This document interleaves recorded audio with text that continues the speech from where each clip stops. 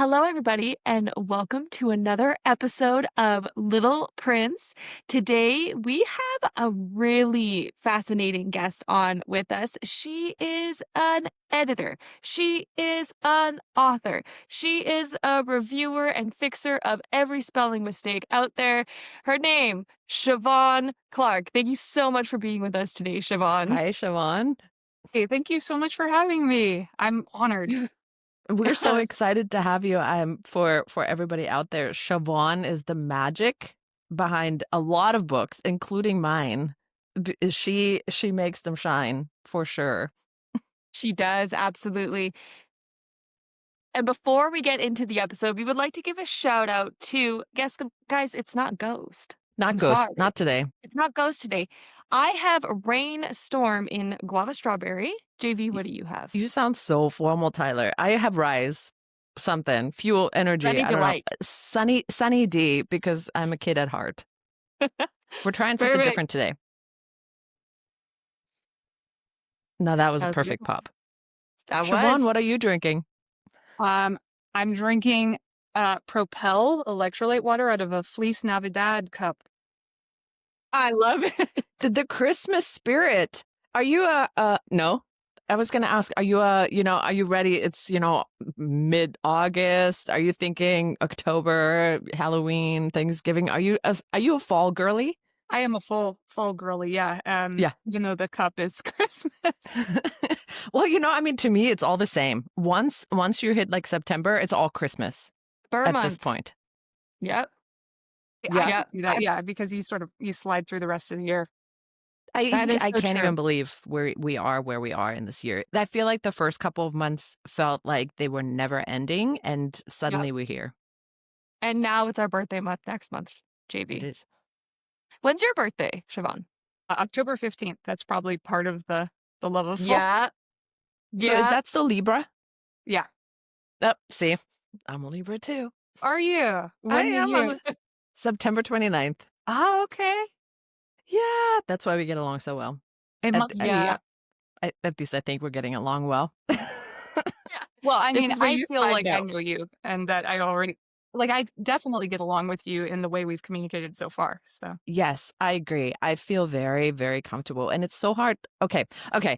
So many things. I feel like we're already in the middle of the conversation. So let's introduce you a little bit more. So Shavonne, you're an author. And do you consider your books urban fantasy? Is that what it is? Because I'm reading, oops, sorry, Academy of Have my Shadowed cake. Magic.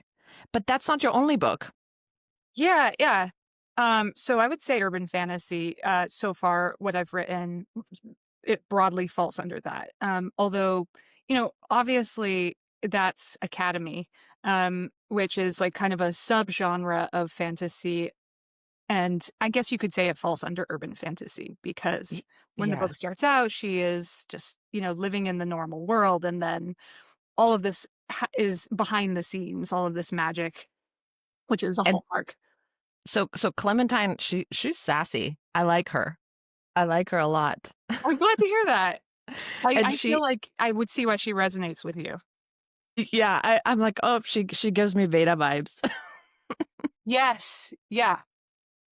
So she's sassy, and she had no idea and I don't want to give away plot because No I spoilers think because I everybody haven't read it. But no, and this JV is was like, look at this book. And I was like, hello, yeah, sign me up. this is Because right up it's, Tyler's alley.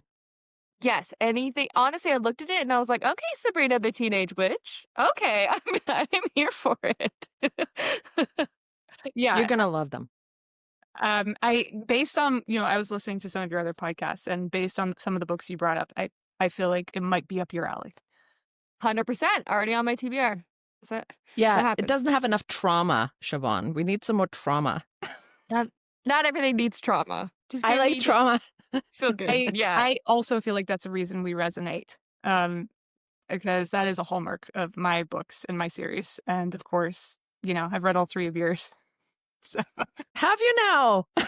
All Siobhan, three. You heard it here, folks. Three Siobhan is books the first one to to ever read the third. fully read my books. Ever. How I tortured didn't is your heart realize. I thought for maybe, well, reading JV's? what was that, Tyler? I said, how tortured is your heart from reading JV's 3rd book? I feel like I had a pretty tortured heart from the start, but I actually feel less tortured after reading JV's books because I felt like authentic connection to her characters and seen in certain ways that I hadn't always felt seen. So, but I know it's like you want to Beautiful. feel tortured, right? Or you want the reader to Yeah, feel tortured.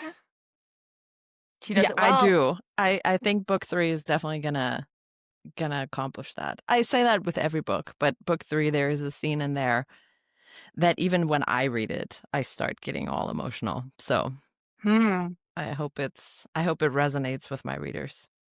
There's a number of scenes I can think of that that might be true of because there's a lot of very poignant scenes. Yeah. Ugh. I want it out there. But anyway, so it's so hard. So Shavonne, I assume you work with an editor as well when you work on your own books? Yes, I have a line editor. I tend to do my own developmental edits, but I absolutely need a line editor. How is that? I'm sorry, Tyler, go ahead. No, I was just gonna ask, so from a non-author, non-writer perspective, can you break down the difference between, like, a line edit and a developmental edit and, like, what all that means and what goes into it? Yeah, so I feel like, JV knows this very well after so many times working together, but because it's the three sorts of well, there's okay, so there's developmental edits, there's line edits and proofreading as sort of three broad services that editors typically offer. Developmental edits are where you get into the big picture stuff. This is where you really build the foundation of your story. Characterization, plotting, pacing, narration, like all the things that make the story feel cohesive and pulled together, big picture stuff. And then once that's there, then you can move on to line edits, which is where a specialist comes in and looks at how the line level writing flows. Can it be tighter? Can it be, there's also copy editing in there. So can it be more grammatically or syntactically correct? Just to make it as compelling as possible from that perspective. And then lastly, you have a proofreader come in and catch anything the line editor missed. That's crazy. So do you have, like, degrees or education in this? Like, how did you get into editing? I hate writing. Emails are my nemesis. Um, yeah, well, so uh, back in college, I had an adored professor. I was majoring in English and creative writing, and my favorite professor did an MA in English and an MFA in creative writing. And I thought, well, that's what I have to do because he did that. And so that's what I did. And obviously, I think doing a lot of English uh, helped me in certain ways. But the MFA in creative writing, I think, is really where my developmental skills became honed. Because typically what you do is you sit around with a bunch of other writers and you read their writing and provide developmental critiques on it. You're not as interested in the line level, you're interested in largely like how can I make a character feel real on the page? And then of course there's the other elements, but that was the biggest one. And we would write letters to each other. And so when JV would receive letters from me, it would be in that sort of format, dear Julia, here's what's working well, here's what might be stronger. And so um, that provided a great foundation. That's so cool. How did you decide you wanted to step into editing? Which came first, actually? Was it your own books and then the editing, or did you start as an editor first and then you began writing? Chicken or egg, Siobhan? Well, I always wanted to be a writer, from the time I was a fresh adult.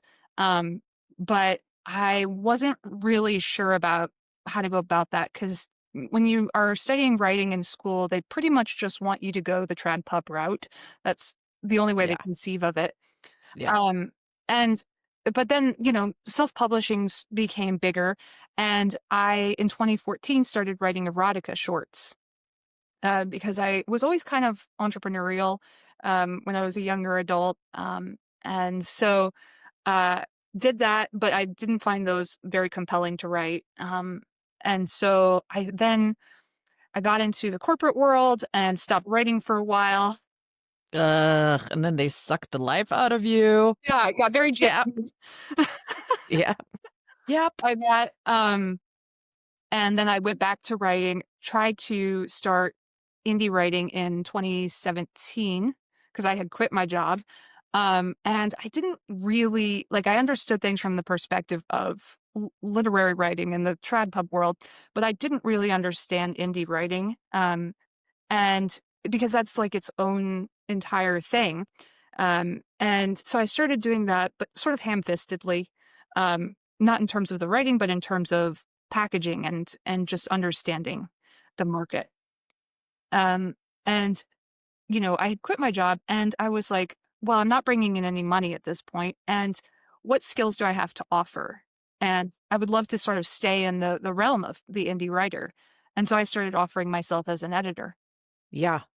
And so when did you officially become Motif Edits? Because I need to plug you. I mean, I heard about you from um Raimi Vance through selfpublishing.com, which is who I used when I first decided to publish Tiny Fractures. And I'm so glad you came recommended because I'm never not gonna work with you if your schedule allows, because I believe there is no one else out there who understands me and my writing. And yeah, you're just incredible at what you do.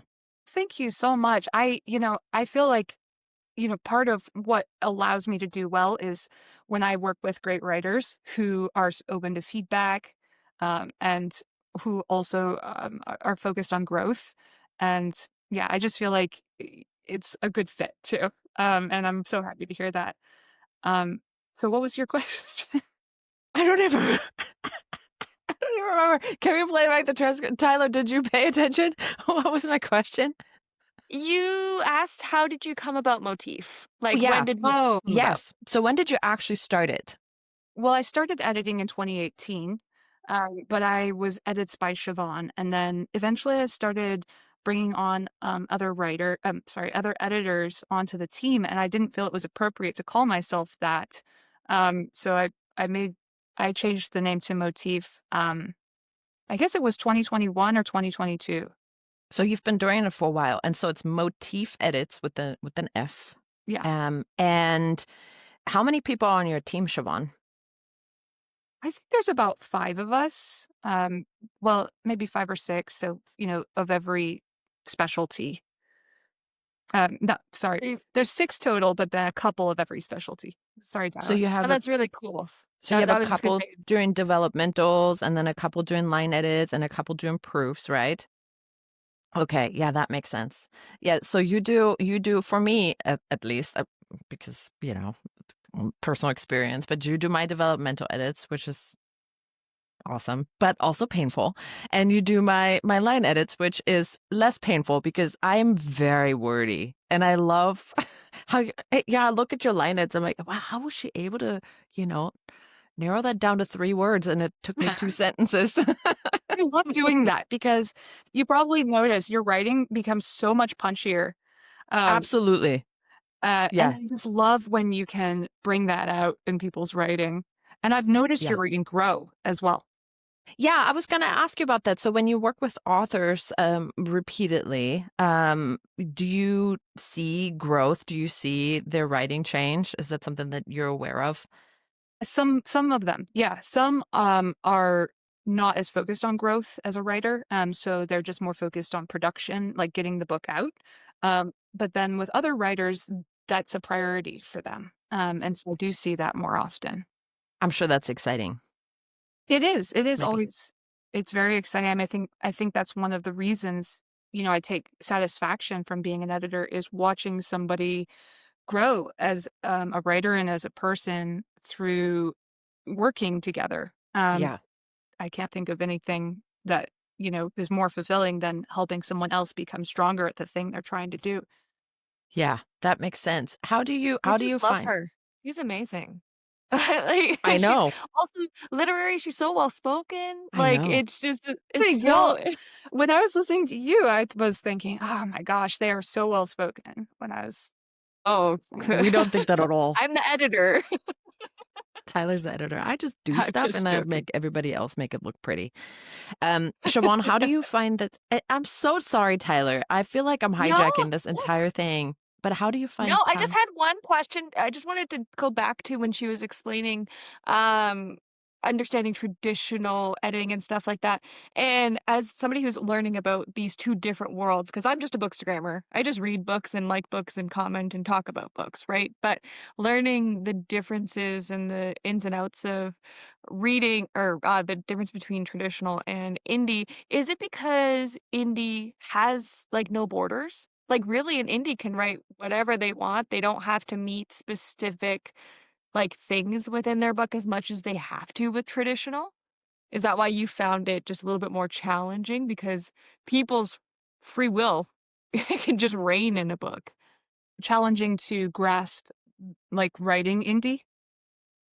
You mentioned that you understood traditional, like, rules, I guess, when it came to editing, and then when you got into the indie world, you were like, "Oh, this is very different than what traditional is." I feel like that was the struggle was to just grasp it as a writer. As an editor, I think I was able to apply everything I knew about storytelling, and that was always true. But as a writer, I felt like it took forever to understand, like, genre and marketing and packaging and expectations that readers have, and that's different for every genre. Um, and I guess, yeah, I think one aspect of being an editor, especially a dev editor, that was challenging is knowing those things for each genre, right? Because if I'm dev editing a thriller writer versus a romance writer, that's Yes. Siobhan, I never even thought of that because there's different beats, like for romance, because you always tell me in my developmental edits, like these are the expectations, these are kind of the things that you have to hit. And I never really thought about the fact that it would be different depending on genre. Is that, do you, man, how do you even make that She's work? formulating a question. I'm I'm just now, the world has just Yeah. expanded drastically suddenly. How do you attend classes? How? I feel like there's not like I feel like that's a area of of teaching that's sort of a blank, right? Like, I had to piece so, I've just read books, like, for instance, John Truby's Anatomy of Genre is a wonderful one. Have you read that one? I haven't. Okay. I probably should. Maybe for a romance, that might be it's a tome, but there's a chapter on romance, and he just breaks down, the tropes and conventions and expectations of each genre, really effectively. But I feel like it's a matter of, like, just absorbing the market over the years, right? Reading in each genre, looking at reader reviews, looking at covers, blurbs, tropes, and then, reading craft books like that. And so just broadly, making an effort to understand. But I feel like I would love to see some sort of course that Maybe you should teach it. maybe Yeah, so, that's a maybe so. hole in the market I for mean, sure. Because like yeah, that would yeah. be something, especially for authors who genre hop. I'm not personally one of them because I'm very comfortable in my trauma romance realm. I love it here. I'm cozy. I'm tucked in. But I have friends who are authors who genre hop, and keeping up with all of that and knowing the little nuances and the differences, And man. also not carrying that pretense forward, like, if you're working with an author who only writes romance, and then as a I glitched, developmental editor, then you're like, "Okay, well, now they're writing thrillers," like, in your mind, you have to, like, throw out your preconceived notion of their writing and then, like, learn their new writing, or does that carry through, like, every genre, that same writer's essence? That's a weird word for it, but That's a great question. Yeah, I would say that I would say that there's once a writer has developed to a certain point, they have a certain voice and perspective that comes through in their writing no matter what genre. Although I haven't really edited for a writer who went from romance to thrillers or something like that.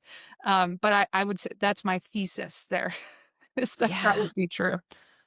Do you have a favorite genre to edit? Like romance because I feel as though the structure of it is so set out in the first place that it then becomes easier to uh, establish, okay, what the writer is doing well and then what they could be doing better and sort of get more into how they could strengthen certain elements, right? And really hit those beats effectively. I think the first dev edit I did for you, um, we talked about that's sort of some of the stuff we talked about is like, are you hitting those? Beats. Yeah.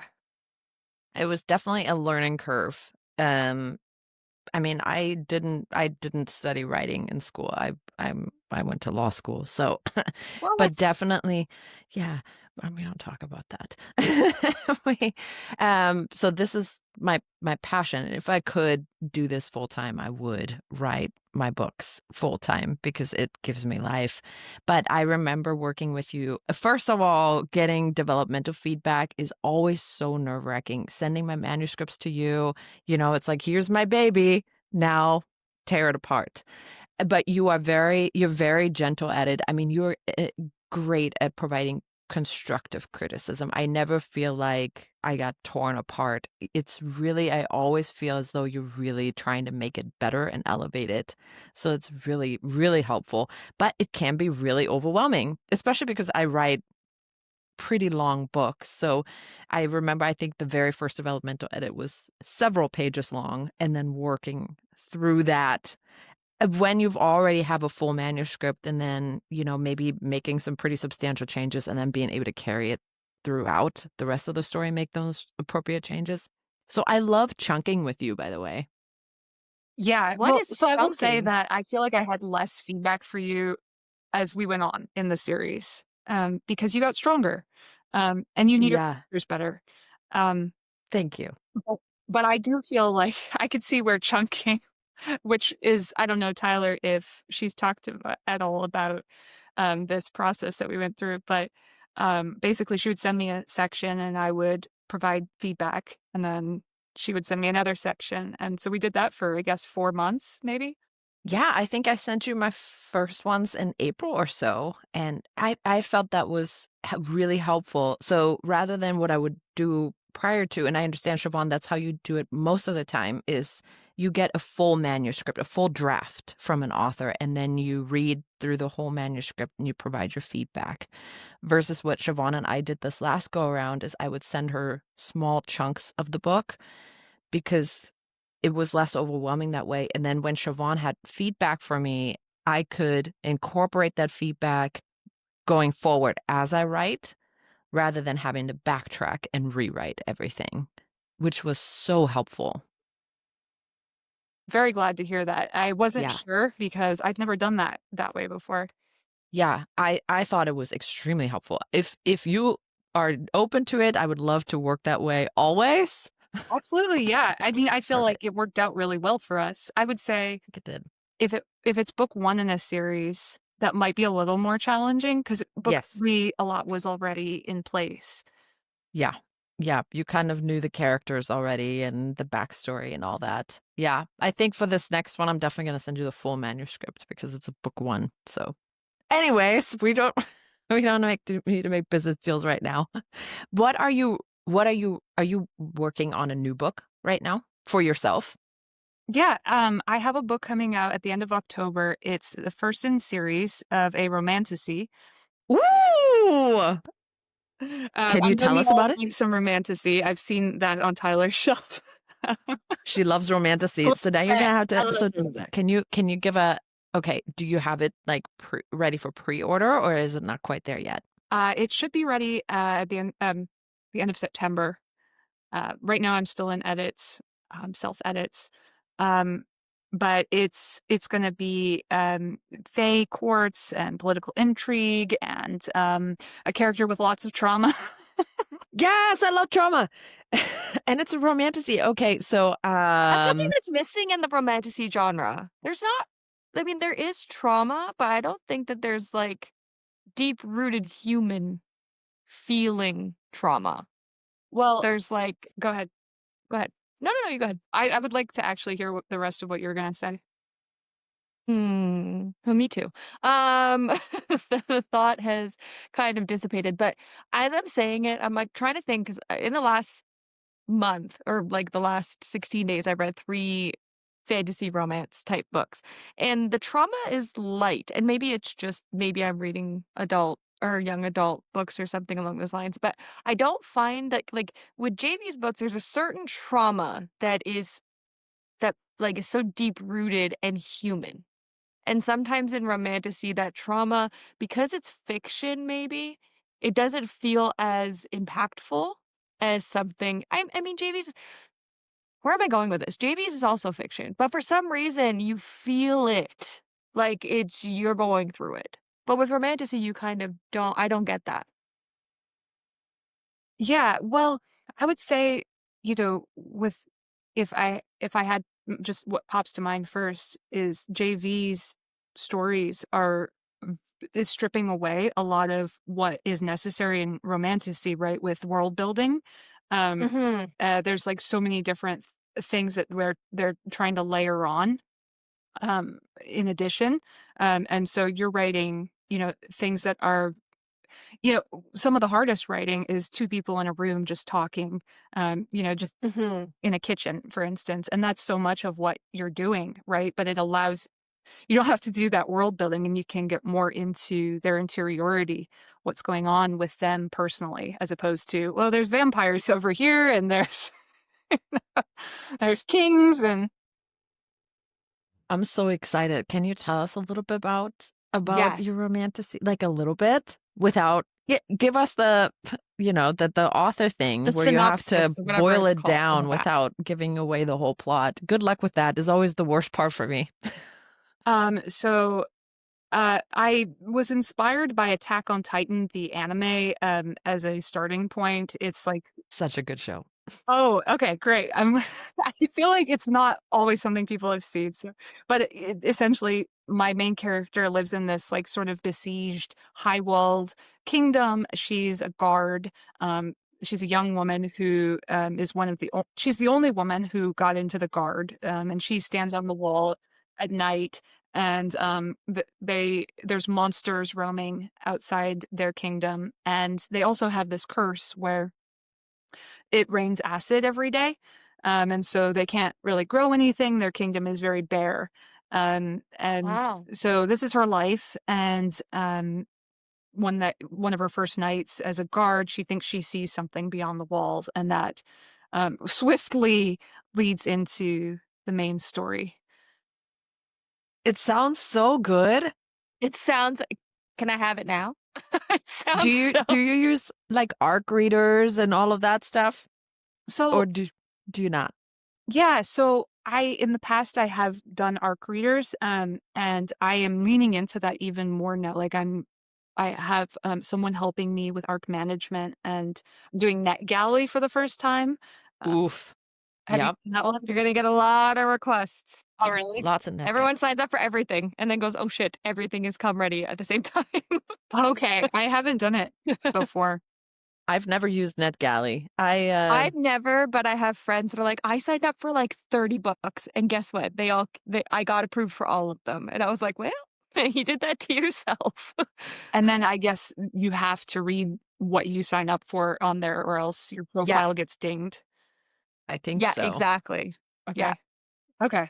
I had read about another romantasy author getting 500 reviews from NetGalley, Mm, Oh, maybe I like, need to right out the gates. romantasy I don't know what it is right now, and it's probably because we're going into, like, spooky season. It's gonna be I feel like romantasy is, like, everyone wants to read it right now. It's a big one right Escape your now. reality. This is a Yeah. great Is this your first romantasy, Siobhan? Because Yes. oh, man, I mean, I feel like it's the perfect time to break into that because it's so Mhm. big with the Fourth October. Wings and all the other Mhm. ones. I wish I had the brain for world building. I find that so admirable when people have that kind of mind because I think I could come up with new languages and new names and new powers and things, and I don't have that kind of brain.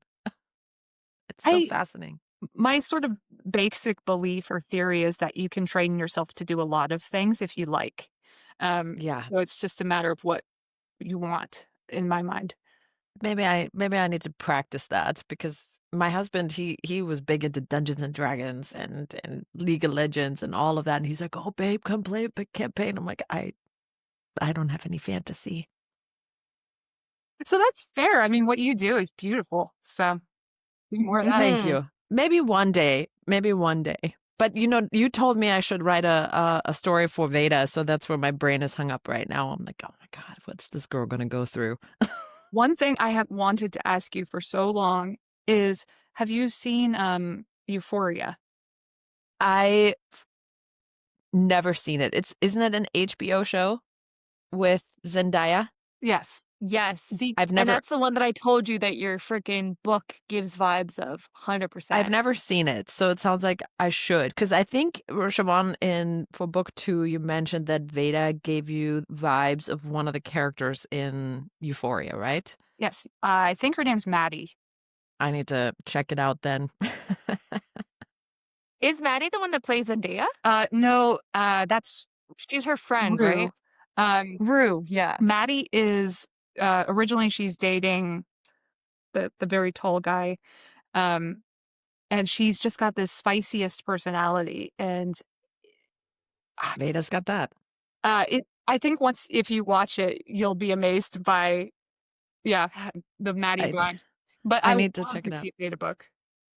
Yeah, I That's not need the to first check it out. time you've gotten that, JB. Huh? Euphoria. So that's not the first time you've gotten that in our interviews. Euphoria, that Euphoria comment. Yeah, maybe I don't recall. I haven't seen it. I should check it out. I love writing the spicy personalities. For some reason, my FMCs, I don't know why. First of all, writing 'Cause they're FMCs for you. me is really hard. I have a much more difficult time relating to my female characters than I do for my guy characters. Like all my main, even my side characters, the males, they just so easy. Even the banter, the back and forth, the conversations between Ronan and Shane or whoever, like that just flows. But then when I'm trying to be in Kat's head, ugh, I struggle. I struggle. I'm so curious why that is. I don't know. I think also growing up, I was more of a tomboy. Um, I don't know. I have a hard time relating to, and some of the decisions Kat makes in the books, I'm just like, girl, why are you doing this? But I'm also a pantser, so I don't plot my stuff. A lot of the stuff just happens, and then I'm just like, why did you just have to do that now? Even book 3, Ronan is pissing me off all the time. Like, why? Why are you doing that, sir? Interesting. Yeah, I don't know. I've noticed that too with this new book that I'll be sending you, that I'm struggling more with the female than I do with the guy. I have a theory. What's your theory? You're writing a younger character who, in our 20s, our early 20s, we were dumb people. We made some really shady mistakes and stuff that older people would look at and be like, "Girl, why are you so stupid?" But you're writing it as a person who's probably gone through those things or is looking at it like, "Honey, honey, why are you making so many mistakes?" But you're the older person writing a younger person's mindset. Yeah, I try. It's hard sometimes to Hmm. do that Because voice. we're like, "Red flag. What are you doing? Why are you making such stupid just leave." Like, if you're in a bad situation, just leave. But we're in our 30s, late 30s, and we're like, because 'cause we've either gone through something like that or we're just wiser because 'cause we're older and not in our freaking 19, 20-year-old mindset where our brains aren't fully developed. Very true. Tyler, I imagine that you read a lot of books with younger female main characters. Do you find that you're able to connect with them?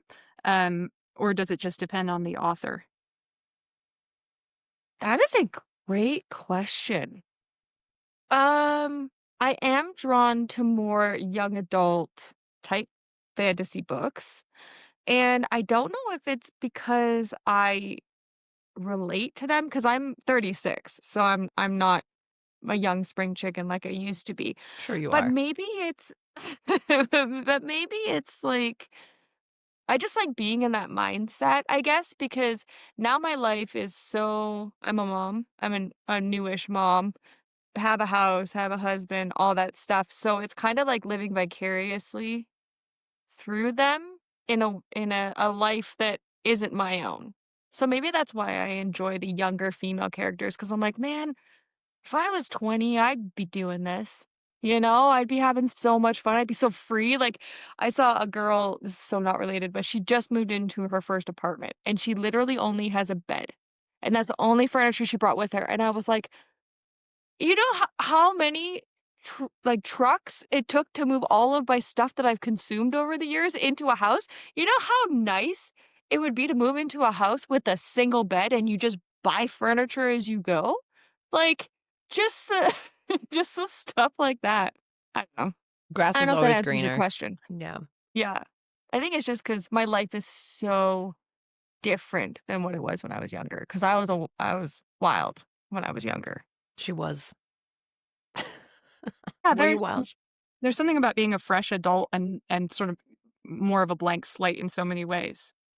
That's why it's so fun to write it, right? I mean, in whatever genre, whether it's romantasy or contemporary romance or whatever, to me, that crossover between the YA, the new adult, because everything is new. They're just everybody's trying to figure out, who they are, what the world is, how to navigate life as a quote unquote adult. It's just so fraught with drama and challenge. It's such a great time, like, you know, little subgenre to write about because these people, their prefrontal, no, their, what is it? Whatever the, The those things prefrontal are not cortex. fully developed yet.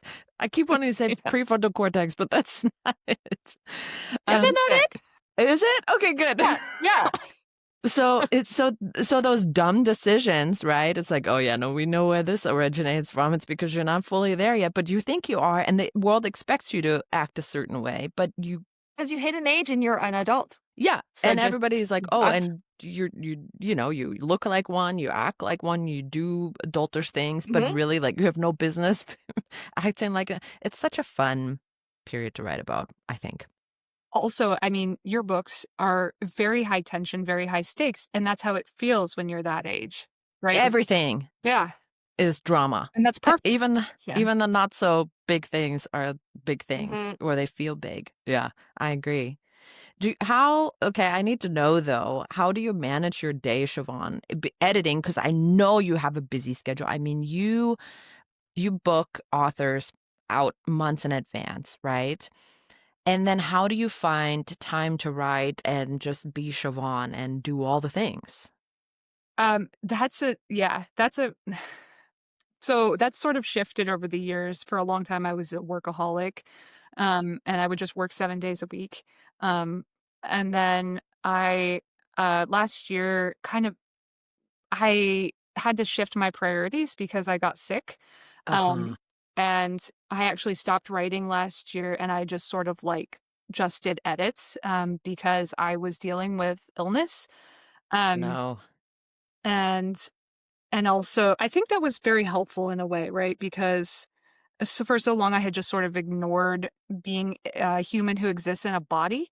Yeah. Um, and so then that focused me in a way. And now that like I got diagnosed with the thing that was causing me issues just like last month and I'm now being treated. And but I'm still prioritizing what matters to me and also just sort of living each day Yeah. um more fully as a person.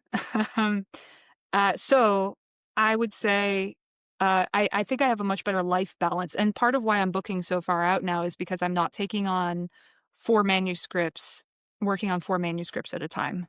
Yeah. There's nothing like your body reminding you to slow down because we definitely live in a hustle kind of society where nothing we do is ever enough. And we consistently have thoughts of, I could be doing more, I should be doing more. And rest is looked upon as you being unproductive when really rest is a requirement. I feel Yeah. like what you're saying sounds like something that you have had to remind yourself of. I still do all the time, because I will be sitting on the couch with my husband on a Friday night and we're watching a movie, but I can't just sit there and enjoy the movie. I have to be like, oh, I should be marketing. Like, if I'm not at work, actually doing work, then the time that I have left is to work on my books if I want to make them successful, whatever, marketing, finish some manuscripts. Now that I've sent my manuscript in for proofing, I'm like, well, I better get back to the other manuscript so I can get that done and get that to Shavonne if I want to try and, look for a trad deal and all of that. Because it's constant voices in my head telling me you should be doing more, I mean, until my body's like, we're shutting it down. that was a question that I had for you. I was like, wait, listening to your podcast, I was like, wait, she's a full-time lawyer and has 3 kids and a husband and also writes. Like, how do you I don't know. There's very little sleep, but also I have an incredible husband. I mean, he's a partner in all things, and he will, babe, what do you need from me? I will take the kids. We're going to go away for the weekend. We're going to go trampoline park. I'll take them to the beach, whatever. So you can do what you got to do. He definitely runs interference. He was my first fan, the person who pushed me to publish these things. So if it wasn't for him, I wouldn't be able to do what I'm doing. that's 100%. a gift. That I'm very, very, very, very lucky that way. I'm very aware. Yeah. um I know not everybody has that. that is an increasing thought that I've had. I also have an extremely supportive partner, and I know if I had not chosen the right person, that I Yeah. would not be where I am right now. Yes. That is, yeah, it's, I always get so sad when I have, friends who are trying to, reach for these things and live their dreams, and they have partners who aren't supportive of that. So the default no type thing. That Yeah. makes me I'm sad. very lucky as well. Yeah. Devin's outside right now with my dad. That's well, I'm gonna edit it out, but there was a whole bunch of barking. Because my dad just showed up Can't because hear he's it. changing his wheel bearings. Yeah, so, like, he's out there doing that, and he's like, "Take your time on the podcast," and he's super supportive. He doesn't understand books. It's so funny.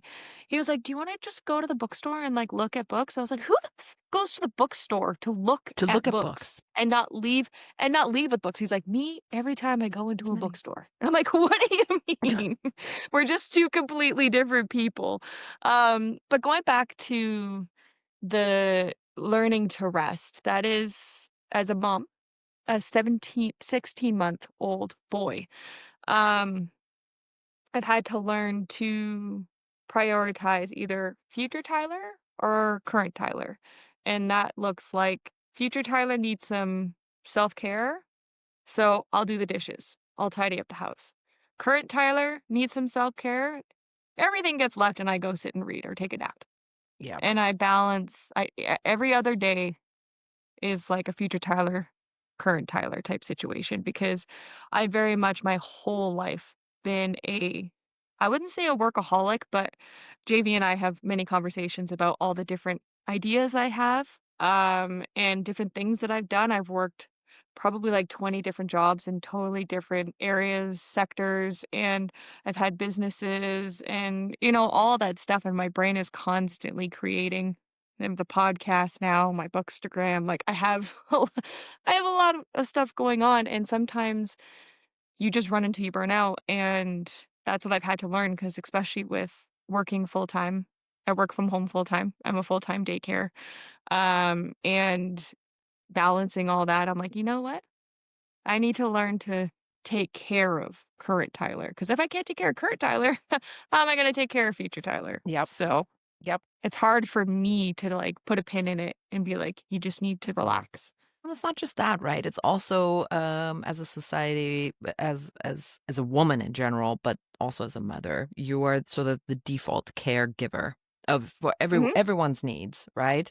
And so naturally, your own needs will not be your priority, which doesn't help But I anybody. have to make them my You priority do, because you can't take because care of anyone if you're not taking care of yourself first. exactly. But that is something that you had to learn, and definitely is not something that I was aware of in my 20s.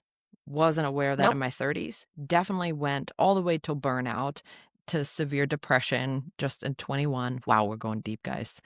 And it actually my that is when in 2021, I picked up writing again as a form of self-care, and I'm never giving that up. That's so interesting. Yeah. I do feel that there are those watershed moments where your perspective almost forcibly shifts.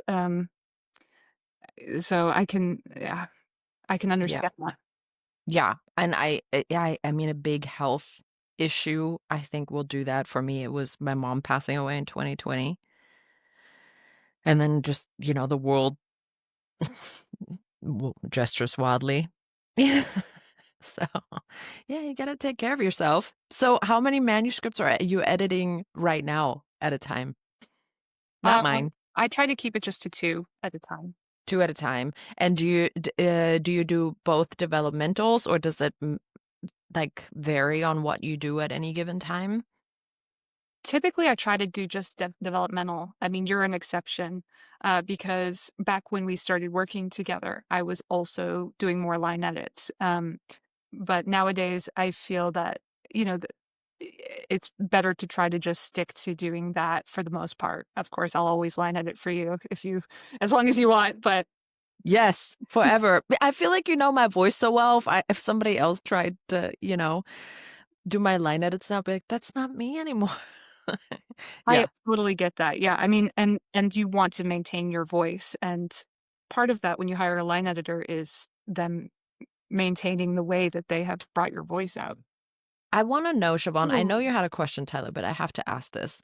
'Kay.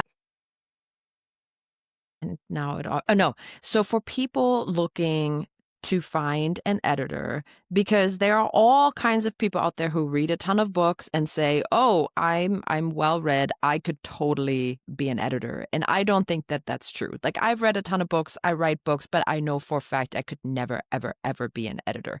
What do you say to indie authors who are just breaking into the whole business, looking for an editor, what they should be looking for, to not get ripped off or end up working with someone who's not doing a good job? Um, that's a great question. I would say sample edits are one really quick way to identify who has a strong sense of what they're doing. Yeah. You just ask them to show their work on your writing, but then of course, you want to establish what your expectations are, and it's hard to know exactly what to expect. What is professionalism? I mean, obviously, someone who has a track record of editing other people who have books that are doing well is often helpful. And I think acquiring multiple samples, you'll quickly see the difference in quality. Um, but it depends a lot, right, between dev and line, because Yes. those are very different. Um, I was just thinking, I don't know if that like really gets at the answer, like the sure answer for like how to find the right editor. I mean, so you went with a referral. I did. I think that's a great way too. Someone you trust, uh, who refers someone else they trust, typically, I think is going to produce a better match.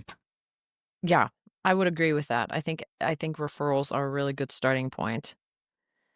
I I saw this Instagram thing the other day where an editor, and I don't know much about this editor, anything about her at all, but her marketing strategy was picking out books by indie authors, and then posting about the errors she found in the books, and she tagged the author in that post on Instagram saying, "Hey, I found 7 errors in your book, and if you in the future don't want any errors in your book, you should hire me." And I thought that's That's a poor So cringe. strategy That's so to cringe. attain business because, I mean, first of all, tagging the author, it's not only embarrassing to the author, but it's also not great in terms of relationships with other editors. Because I think that, I mean, I see it. I have my ARC readers, I have you, I have a proofreader, I've read my manuscript 1,000 times, and still things will slip through the cracks.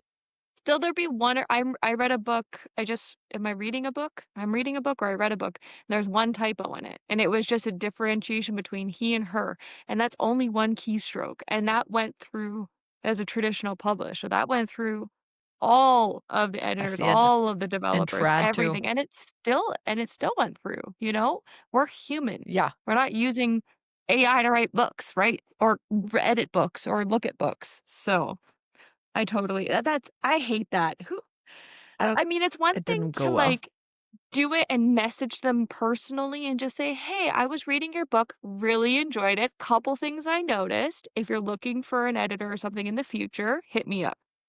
That's a classy, respectful way of doing it. Not blasting them on social media. Oh my god, I hate that. It gave me ick. That, I think, would really test an author's ability to have a thick skin. Yes. Oh, Mhm. yeah. Anything. I mean, the reviews, I mean, you're an author too. The reviews are tough. They are, yeah, fortunately, my husband, we run Facebook ads, and he only sends me the nice comments, and he filters out all the Oh, see, That's I need that in my life. amazing. I don't Yeah, look that's a at really good reviews at idea. all if I can avoid it because and most of the time they're great, but then you know, you'll have reviews that are not great, and then especially if they're sort of hitting below the belt a little bit, they don't make it about the writing, but they say something that is obviously meant to hurt. It's just like, oh, I'm still a person, right? And that's my baby you're talking about, quite literally. Well, you said something in your first podcast, which I was listening to last night, about how that's the beauty of being able to find your people and everybody having a different perspective, Yes. which I found like a wonderful just way of thinking about when you get reviews like that. Yeah. Yeah. You have to I find your would just like people. to do a PSA for anybody who is leaving a review. If you are a content creator like myself, if you didn't enjoy the book, that's okay. You don't need to tag the author in your review. They don't need that bringing them down in that day. You have no idea what's going on in their lives. You have no idea the day they're having. Very So, if true. you have nothing nice to say, keep it to yourself, or if you do post something, do not tag the author Yeah, because it's not fair to them. But if you love their stuff, scream it from the rooftops and tag them in they'll everything. love that. They love Yeah. being, yeah. As a person who's a reviewer, and I don't even classify myself as a reviewer because I hate the star system. I think that it's so outdated when it comes to reviewing books because books are so subjective. You can literally like, just not like one character or a tone or the writing, and all of a sudden that author has a crappy book, that's not fair. So I just pretty much go, "This is what I'm into, this is what I've read, this is kind of what it's about. If you jive with what I like, you might like this." And that's kind of the way that my direction of my reviews are going, but I'll never do like a, "I didn't like this, so they're giving it 0 stars." That's your own you didn't like it because it's something that's personal to you. It is That very the author wrote a subjective. book for everybody. Yeah, The person took the one thing, a book they created, a brain baby they had, they put it on paper, and they gave it to everybody. Like, everybody has access to that book. So, I just think I don't know. It's not fair. It's just so mean. We have so much negativity in the world. Keep your opinions to yourself if they're negative. we do. There's a lot of Keep toxic stuff scrolling. going on. Yeah. Siobhan, are you a plotter or a pantser?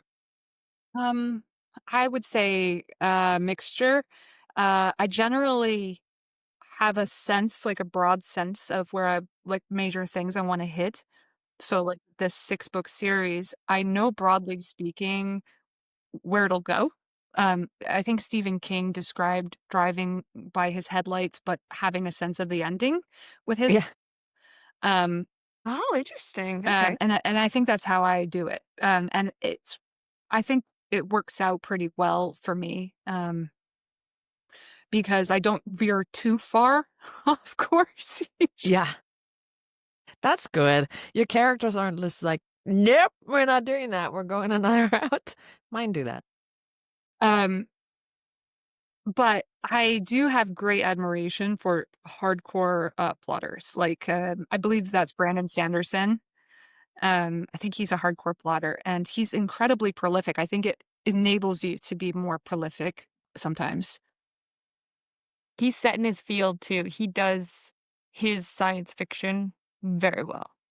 Like, he is, like, the king of science fiction I almost. wish I was a It's I've plotter. heard. I wish, when I Really? worked through I think that that would hinder you. me, yeah, You're no, it such a doesn't free work for me, but spirit. I wish I could Yeah. because I remember like doing self-publishing and there's all these modules and they're talking about plotting and you outline and I'm like, I can't. I can't outline. I just can't. It takes all the joy out for me. I literally will write. I will sit down. I have an idea of where I think it's going to go. And then it's just, well, I guess we're just going to go with it. I'm just taking notes as the characters do whatever they're going to do. I do think one thing that you do really beautifully is sink fully into what they're experiencing, your characters in the moment, and then any given scene. Like I feel very there with them, and I think that is easier to do when you aren't thinking ahead necessarily about, okay, I got to hit this plot point or that plot point. You are sort of like almost meditatively with your characters. Yeah. Uh, Yeah. uh, That's how I feel. I feel like I'm just floating above them, watching them do whatever they're gonna do. And sometimes I feel like I'm in their head and I get to hear their, darkest, deepest, most vulnerable thoughts. And it's fun, but yeah, I definitely not a plotter. So your romantasy is gonna be a 6-book series? that's the intent. Hopefully, we'll. Yeah. I don't know. It's like I think there was an author, John Steinbeck, who said just focus on the page you're writing as opposed to the fact that you're writing a 400-page novel. Um, Is it gonna be pretty thick, the first one? Like typical romantasy style? Like, are we gonna get a 500-page yeah. chunker? 500 pages? Yes. That's crazy. It's 135K words right now. Nice. And you're not done? Well, I'm still in self edits, and it keeps growing as I edit. That's bonkers. I don't know if you said it. Did we get a title? Or Uh, are you okay with giving that? sure. Yeah. It's called A Curse of Storms and Scorn. Um, I feel like okay, so I'm laughing because I this sort of ties back to what we were talking about marketing and, like, understanding the indie market, and the title is, like, so very romantic-y. Does the series have a title? Because you have like book titles and the whole series has a title. What's the series title? It's called Crown of Feyrain. Oh, nice. Nice. Is the title the first thing that pops into your head or the very last? I struggle the most with titles, even more than writing the blurb. I'm not sure when the title came into being. I think it was early on, because it does set a certain like, it acts as a certain pillar for me of the book's themes. So when I was calling it, okay, Curse of Storms and Scorn, like how will that sort of be laid over the this story? I like the scorn. That's It's like cool. Kosas. I mean, I love Kosas. Scorn. Scorn is a great word. Yeah, Are we going to get yeah. spice in book 1 or are you going to drag it out? We are gonna get spice. Get to the point. Yes. Okay. I mean, Good. because I feel like with romantasy, if you don't get well, I know some romantasy writers don't give spice in book 1, but I feel like Yes. when you give some, but then you take it away, um, and then, you pull your characters apart, then it becomes that much more delicious The once they've The yearning. yearning. The yearning. I live Yes. for Okay. No. yearning. Okay. We appreciate. And is it spice between the main characters? Because sometimes you have spice in the first romantasy book, but then it's not the main characters. It's one of the main characters with somebody else, and I'm like, I mean, fine, sure, but I'm very much averse to my main characters having spice with other people. so it'll be spice between your main characters. And why are you so not why are you so against, but because sometimes having that triangle a lot of people do the triangle thing, Oh, I and it is kind of I outdone. think the triangle is okay. I think Intimacy. yeah, it's the If intimacy. So when I think of spice, I think of them being intimate with each other, like in physical ways, Yes. right? As opposed to Yeah. like emotionally intimate. I do think emotional intimacy. Read this book. What is it?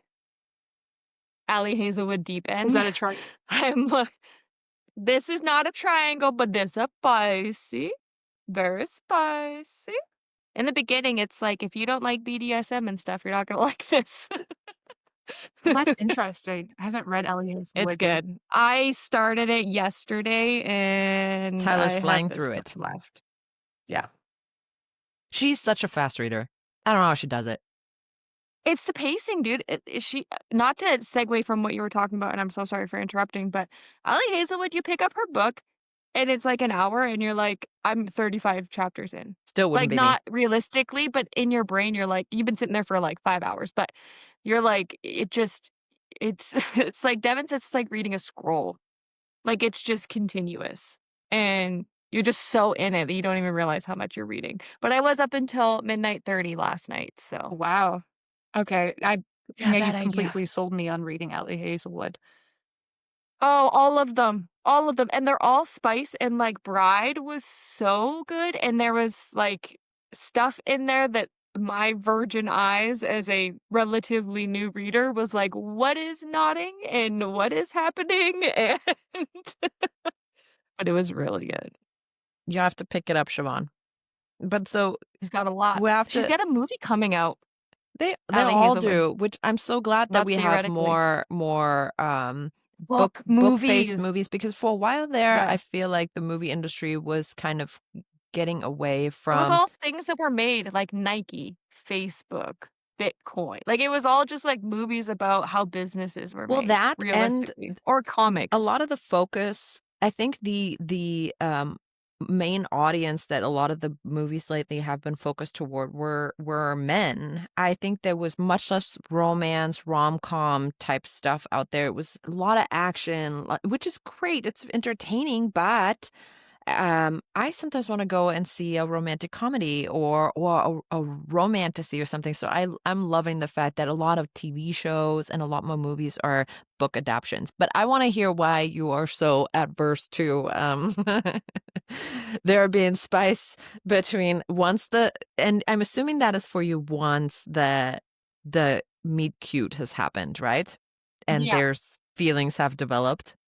So I am okay. I think actually it's delicious to include like emotional intimacy with another character, right? So like if the female main character has two men in her life who are both very close to her, with whom she has an emotionally intimate relationship, and both of them fall in love with her, I think that's delicious. That is, I like that too. Um, but I think like the sexual attraction being singular, I think that's the important thing for me, um, personally. And I think that a lot of readers agree with you, because I randomly saw a thread on maybe it was the cheating trope, um or maybe I don't remember, but I think it was sort of a conversation about, hey, if you have one of the MCs and they're intimate with someone else, would you DNF the book? And so many people were like, oh yeah, no, I mean, up in arms about it. That's true. Up in arms. And I think it definitely does depend on what. I think for me, it depends on what type of intimacy it is. If it's, I don't know if that makes I any think you're sense. right. If you're If it's also like, intellectual yeah. if you have one MC who's then intimate with someone other than the other MC, if it's also an emotional connection, if it's true cheating, or I don't know. I don't know if it makes any sense. True cheating sounds so bad. You know what? I'm going to cut this short right here because I don't know where I'm going with this. But yeah, no. I avoid it because I know how readers can be, about that area Mhm. too. But personally, I always find that in my personal life, there was always just one person for me who I was, attracted to at any given time. So it's harder for me to Yep. imagine that, although I know that people are Same. capable of it. Yeah, same. I'm very much a one man kind of person. But I have had emotional connections with multiple, and Sure, Yeah. if they fall in sure. love with you, you know, Things happen. I'm not gonna stop Sorry. you from Yeah. falling in love with me. It's kind of hard. No, I'm totally with you. I'm so excited for your fantasy. Are you planning I'm so excited. to so you said the first one is coming out at the end of October. Do you have a date in mind? October 28th is when the book Yes. launches. Very cool. And then are you planning on sort of releasing once a year, once every 2 years? Because I know you got a busy schedule too. I'm gonna start writing book 2 as soon as I finish edits on book 1, so that's gonna be September 1, I'll be writing book 2, and my hope is to release book 2 pretty quickly, and Nice. then sort of lengthen the pacing, to, something a little more reasonable, I think, for given the size, um, after I get books 2 and 3 out. So my hope is to have book 3 out by, like, mid-2026. Wow, that is a quick pace. Wow. Well, I think, just in terms of gaining momentum and um like in terms of the series like earning itself back, getting those early books out quickly does a lot. And Yeah. later It's on kind I want to do a longer cadence. Yeah, and you don't want people to forget about you either. No, it's kind of like in the YouTube world. If you want to start a channel, record 10 videos and upload them at the same time because you're giving them that binge. And then you can go on like a regular steady schedule. But that's normally like kind of the advice you get if you're starting a YouTube is to give them something to binge so that they're like, can't wait for the next one. That's Yeah, that is exactly the advice that's often given in the indie world is like pre-write all the books and then rapid release them. Which is not easy when you write books as long as you do, JV. Oh, well, and then you know what I'm struggling with is I always get this, "Oh, you need to have a reader magnet," which hopefully should be its own separate book, and I'm like, if I have a book idea, I wanna make it an actual book. I don't wanna make it just a freebie. At least not yet, especially for someone like me who's only releasing her 3rd book. I'm like, "What am I gonna give away? I got nothing to give away. I got nothing." Maybe one day. We'll see. Except for if you're in Vegas this weekend, What am I giving? next weekend. Well, you're not giving it away, but you get a free something with a book. Yeah, no, little merch, definitely. But so they talk about in the indie world about having a reader magnet so that when people sign up for your newsletter, for example, they get access to a free book or something, free short story, whatever. And Oh. I'm like, A, I don't have the brain for short stories. Obviously, I write 170,000 word books. By the way, thank you for cutting my book down several thousand words, Siobhan. I appreciate that so much. See, this is what the line edits are such a lifesaver. Um, but yeah, no, I don't know how to write a short story. I could I wonder practice. if you skip, like, the first 3 chapters and be like, "You want more? Gotta wait," Yeah, kinda maybe. thing. I don't know. Do you do reader magnets, Siobhan?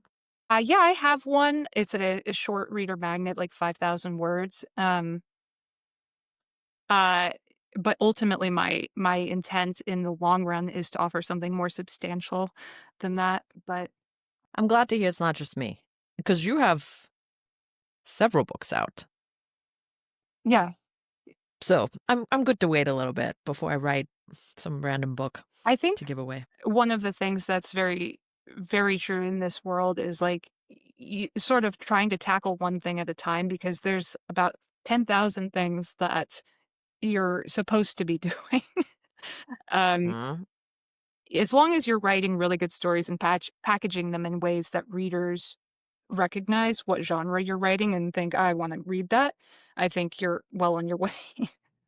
Yeah, I think so too. One fire at a time. Totally.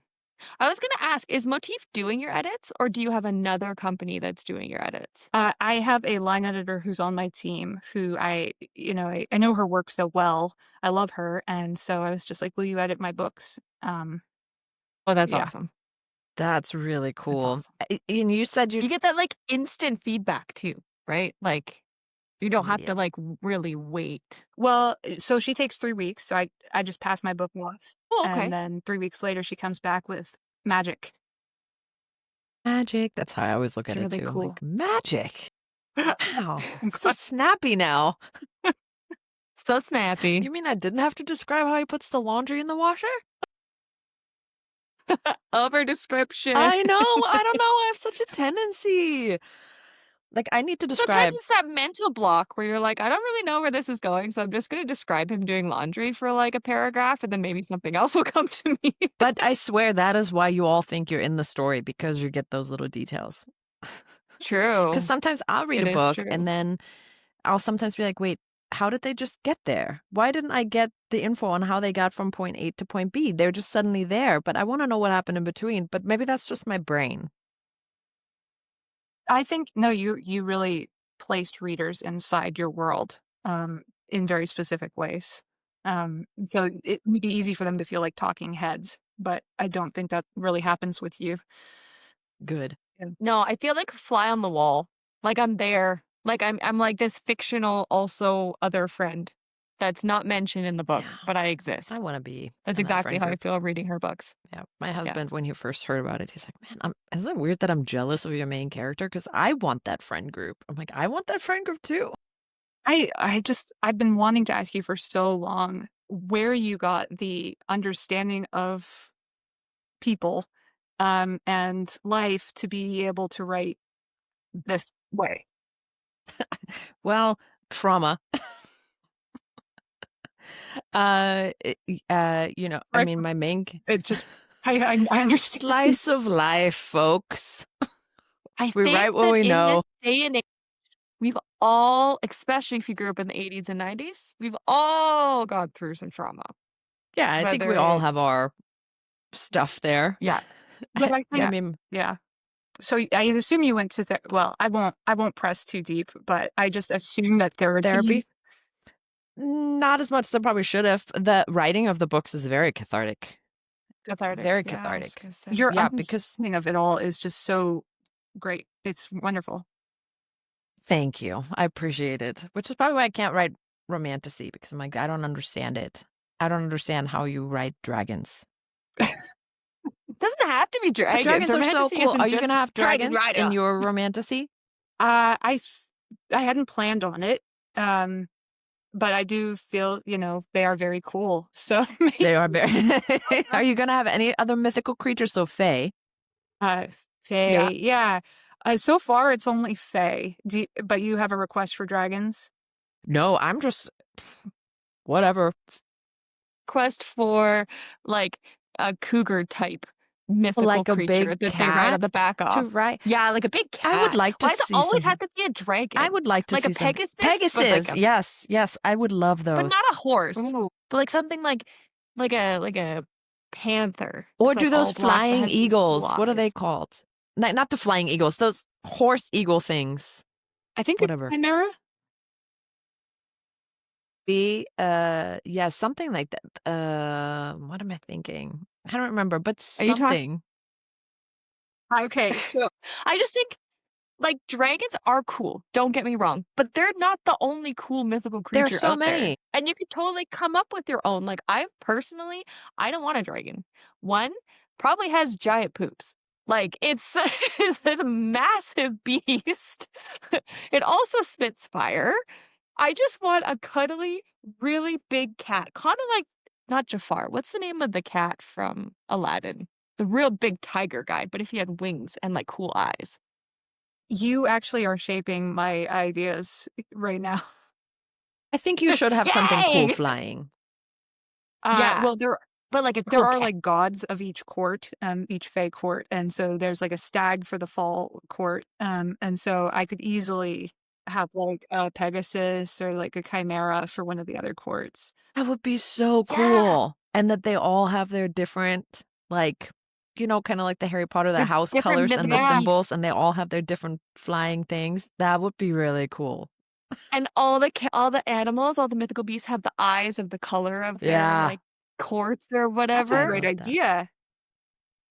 Okay, we're not writing your book for you, but just like cool Those examples. are, yeah, no, and I could never be a writer. I don't think I could ever sit down and you physically could. write something.